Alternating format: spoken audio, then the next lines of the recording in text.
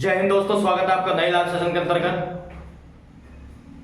दोस्तों, हम महिला आरक्षण आंदोलन के बारे में विस्तृत चर्चा कर रहे थे, सभी साथियों तक न्यूज पहुंचा रहे थे क्या अपडेट रही आज की और क्या कहां तक है महिला आरक्षण आंदोलन की आग पहुंची है, कहां तक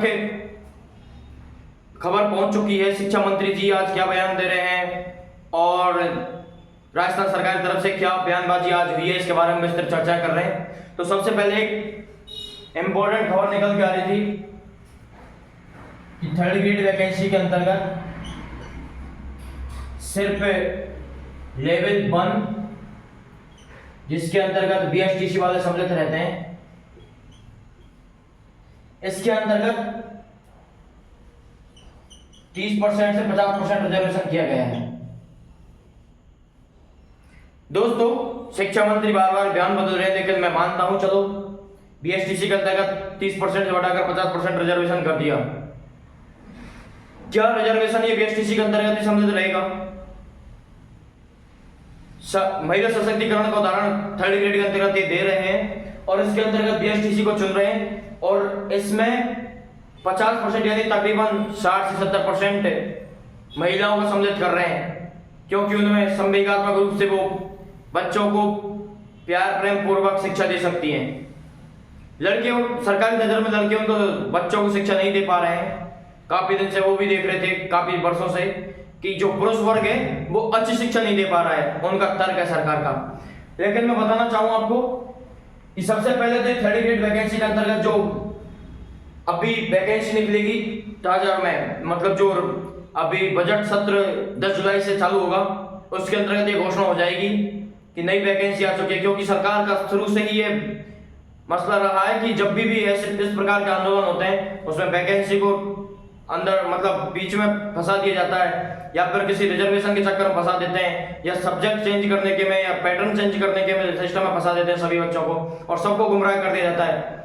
दोस्तों, बीएसटीसी वालों की मैं बात करूं, इनका जन्म तो सिर्फ संघर्ष के लिए ही हुआ है।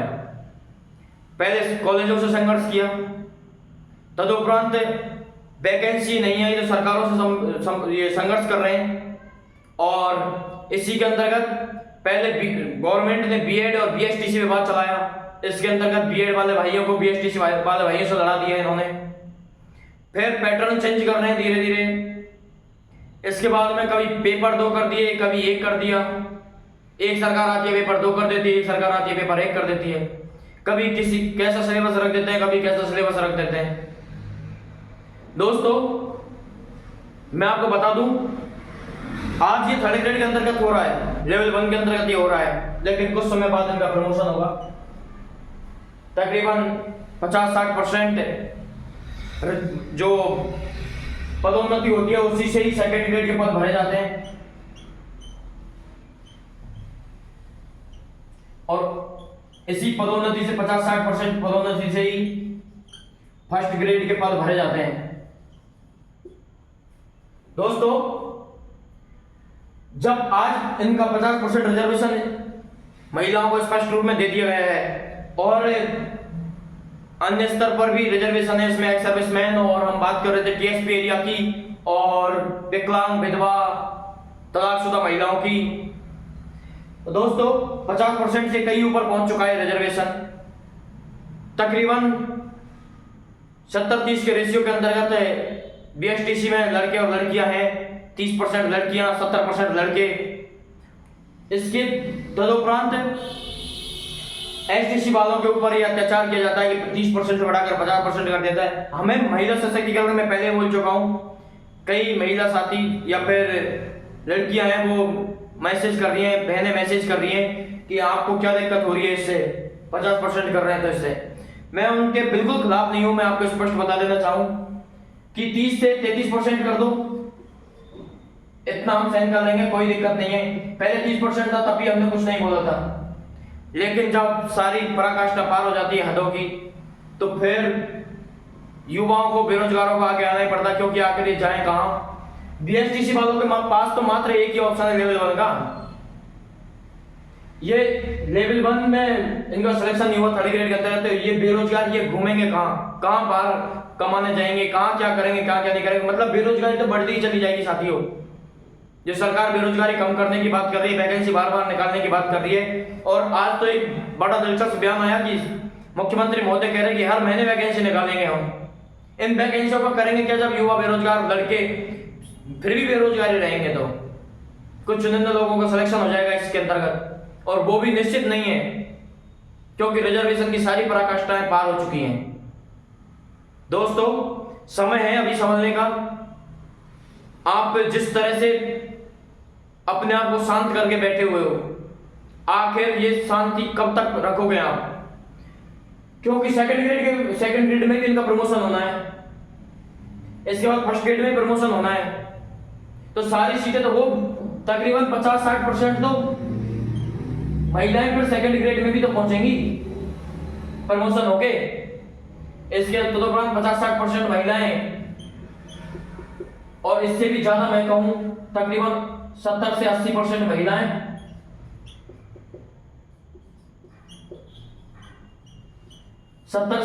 की मैं बात कहूं, 70 से 80% महिलाएं थर्ड ग्रेड, सेकंड ग्रेड और फर्स्ट ग्रेड के अंतर्गत शामिल हो रही हैं।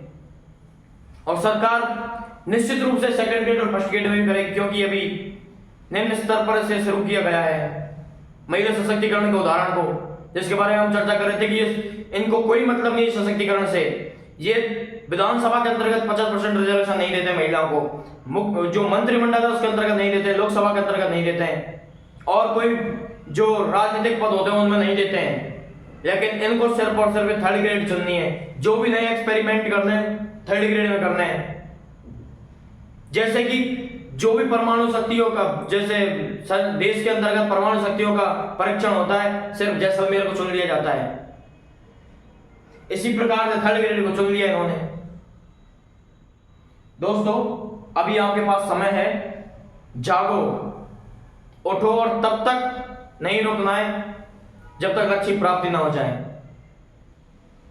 दोस्तों, समय है आपके पास अभी, आप लड़ सकते हो। आप में नेतृत्व क्षमता कूट कूट कर भरी हुई है, लेकिन आखिर आप कब तक इसको उजागर नहीं कर पाओगे।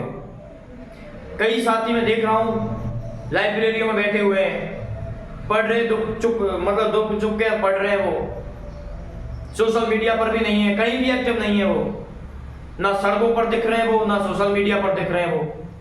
और कभी कभार आते हैं, जैसे पढ़ाई से मन हुआ और कमेंट कर देते हैं, इधर सोशल मीडिया पर कमेंट कर दिया, कभी इधर सोशल मीडिया पर कमेंट कर दिया। दोस्तों, इससे कुछ नहीं होगा, आपको समझना पड़ेगा, समझना पड़ेगा। सरकार हम पर जबरदस्त प्रतिबंध लगा रही है, आरक्षण को दबाया जा रहा है, इस आंदोलन को, क्योंकि बेरोजगार बीएसटीसी वालों का तो मैं बोल रहा हूं ना, जीवन ही संघर्ष में रहा है और संघर्ष में ही रहेगा इनका। तो इसके अलावा एक और आज नई न्यूज निकल कर आ रही है राजस्थान सरकार की तरफ से,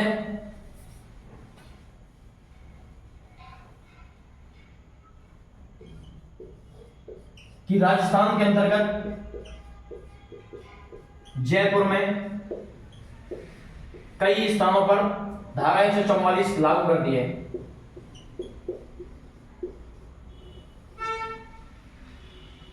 मैं आपको न्यूज भी पढ़कर सुना देता हूं। एक जी राजस्थान की न्यूज थी कि जयपुर के अंतर्गत सचिवालय, विधानसभा और सिविल लाइंस क्षेत्र में लागू की गई धारा 144। Additional DCP south Paras Jain ने जारी किया आदेश। 17 अगस्त 2024 तक प्रभावी रहेंगे आदेश। मतलब आदेश जारी हो चुके धारा 144 के जयपुर के अंतर्गत कुछ चुनिंदा जगहों पर। इसके अंतर्गत किसी भी तरह का प्रदर्शन, जुलूस, रैली, आम सभा, धरना आदि नहीं होगी आयोजित। स्टैच्यू सर्किल से राजस्थान विधानसभा तक के जनपथ पर, विधानसभा भवन के चारों तरफ, सचिवालय परिसर के चारों तरफ, अशोकनगर थाने से तिलक मार्ग होते हुए बानगी पथ, सहदेव मार्ग तक, सिविल लाइंस क्षेत्र में रेलवे क्रॉसिंग से राजभवन सर्किल तक और राजभवन सर्किल से अजमेर रोड टी पॉइंट होते हुए नाटानियों का चौराहा, Ajmer road, civil lines, railway crossing, पानी की टंकी तक के क्षेत्र में लागू की गई धारा 144। आपको मैं न्यूज भी शेयर कर दूंगा। दोस्तों,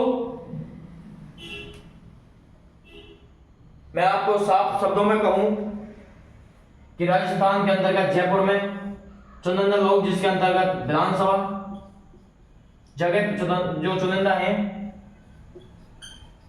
विधानसभा,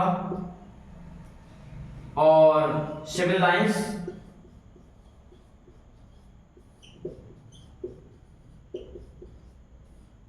इसके अलावा मैं आपको बता दूं कि सचिवालय,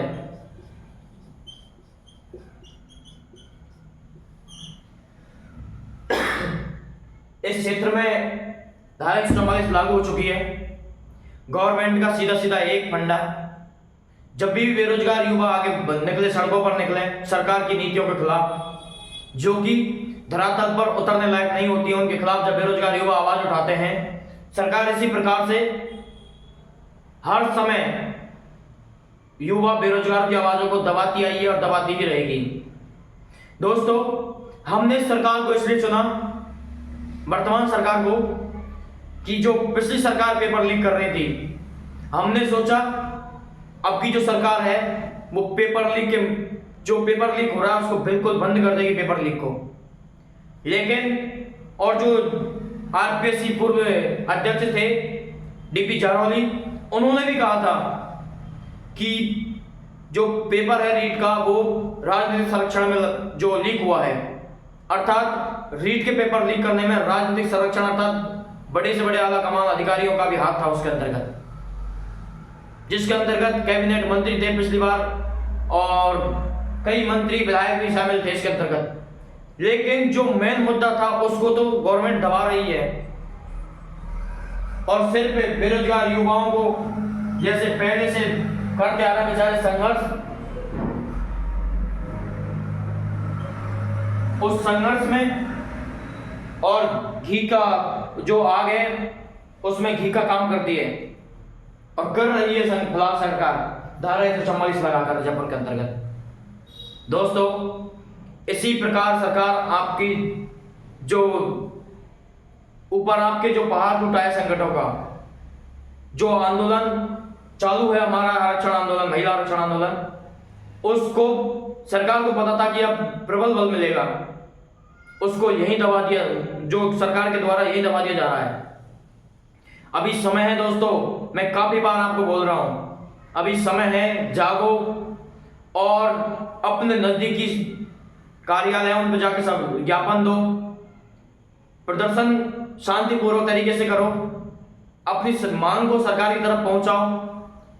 नेतृत्व शक्ति अपनी कमजोर हो रही है, उसको सभी को जिम्मेदारी लेते हुए अपने आप नेतृत्व करते हुए और अपनी जिम्मेदारी समझकर नेतृत्व कीजिए। ऐसे हाथ पर हाथ धर के बैठने से कुछ नहीं होगा। बहुत जल्द एक और नई डेट का ऐलान होगा, कुछ साथियों के साथ चर्चा करके। इसके बाद मैं कहना चाहूँ सर आप सभी से, अब तो आपके सामने बताने का और छुपाने का बात ही क्या है, सब कुछ से आप वाकिफ भी हो, लेकिन मैं आपको सिर्फ इसलिए बताने आया हूँ कि कुछ युवा साथी सो रहे हैं, अभी भी वो समझ रहे हैं कि ये तो जो प्रदर्शन कर रहे हैं अपनी सरकार, जो सरकार से बातें मनवा रहे हैं, वो सिर्फ पागल हैं, उन्हें सिर्फ धरना प्रदर्शन ही करने हैं। दोस्तों, सभी का हक है, सभी का अधिकार है, सभी को लड़ना है। और मुझे तो खुशी इस बात की हो रही है कि अब धीरे धीरे महिला जो साथी हैं वो भी इस आंदोलन के अंतर्गत सम्मिलित हो रही हैं। एक बहन थी, उसका वीडियो में देख रहा था कि वो महिला सशक्तिकरण के बारे में एक बहुत अच्छी बातें बोल रही थी कि हम इस प्रकार का महिला सशक्तिकरण नहीं चाहते थे कि एक जो कौम है उसको तो दबा दिया जा रहा है और एक को छाला जा रहा है। इस प्रकार की हरकतें नहीं होनी चाहिए थी। इस आरक्षण से हम संतुष्ट नहीं है। उसकी वीडियो भी मैं आपको शेयर कर दूंगा इस चैनल के माध्यम से। तो दोस्तों, मैं इतना ही कहूंगा, जागो, अभी भी समय है, ये समय निकल जाएगा, उसके बाद आप पछताते रह जाओगे, क्योंकि जब रिजल्ट आएगा ना तो मेरिट 7वें आसमान छू रही होगी। आपका बड़े बड़े टॉर्चों से भी नंबर नहीं देखने को नहीं मिलेगा। समय है, जागो, नजदीकी कार्यालयों में जाके ज्ञापन दो, शांतिपूर्वक धरना प्रदर्शन कर लो, अपने नजदीकी विधायकों से संपर्क करो, क्योंकि उन्हें हमने चुना है। बात मनवाने का एक ही अब तरीका बचा है कि जो विधायक हैं उनका घेराव करो, क्योंकि वो ही सरकार तक बात पहुंचा सकते हैं।